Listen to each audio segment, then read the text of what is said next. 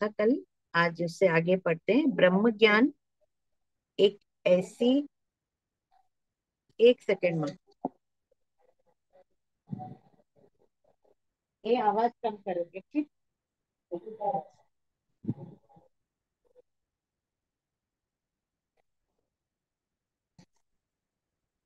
हाँ माँ।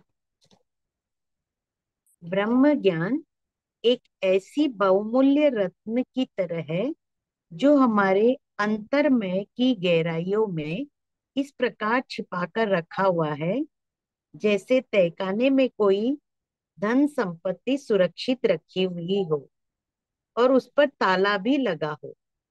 बिना साधन के उस गहराई तक, तहखाने के दरवाजे तक भी पहुंचना कठिन है।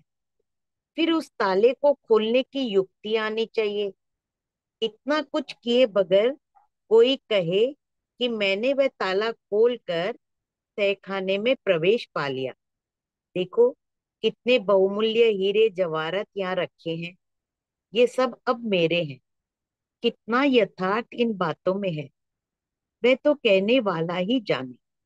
किंतु इतना अवश्य है कि जिस पुण्यात्मा पर प्रभु की कृपा हुई, जिसने उस परमात्मा की दिव्यता का बोध पा लिया, उसकी वृत्ति शिशु के समान निर्दोष और निश्चल हो जाती है। उसे ये जगत कुछ अलग ही रूप में भासने लगता है। उसकी भेद बुद्धि का लोप हो जाता है। अच्छे बुरे का भान नहीं रहता। प्रभु का सुमिरन करते करते, भक्ति करते करते अक्सर वह अपने आप को भूल जाता है। पवित्र भाव से ओत प्रोत उसका जीवन बना रहता है। उसके हृदय में सदा भाव की गंगा बहती रहती है। शुद्ध अशुद्ध सब कुछ वह उस भाव गंगा में प्रवाहित करता रहता है। उचित अनुचित का व्यवहार सदा सर्वदा के लिए पलायन कर जाता है। भाव की अवस्था में बहुधा वह इतना डूब जाता है कि समाधि की अवस्था बन जाती है और लोगों की दृष्टि में वह जड़ सा प्रतीत होता है। जब तक ऐसी अवस्था न बने, हमें साधन करते रहना है। अपने जीवन को शुद्धता और पवित्रता से भरते रहना है। जहां तक संभव हो जीवन में कामनी और कांचन का त्याग करते हुए उस अपरोक्ष अनुभूति के लिए सतत प्रयत्नशील रहना है। पिछले कुछ प्रसंगों में गुरुदेव ने हमें रामकृष्ण परमहंस के भावों से अवगत कराया।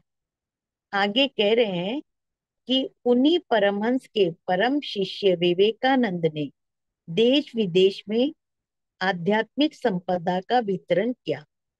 जिन संदर्भों में भक्ति, ज्ञान और समाधि आदि की चर्चा अब तक हुई, उसका प्रमुख कारण जिज्ञासु साधक की जिज्ञासा शांत करना ही रहा।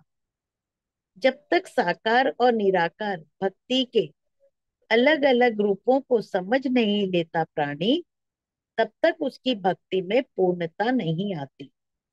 उसी प्रकार जब तक सविकल्प और निर्विकल्प समाधि की अवस्था को नहीं जान लेता, तब तक यही समझता रहता है कि मैंने तो सब कुछ पा लिया, सब कुछ समझ लिया। कहने का तात्पर्य इतना ही है, इस पुस्तक में किसी अन्य संत के भाव विचारों को स्थान देने का उद्देश्य यही है कि हम उससे प्रेरित हो, साथ ही अपने आप का मूल्यांकन कर पाए। इतना ही पढ़ू माँ? हरिओम माँ। हाँ बस।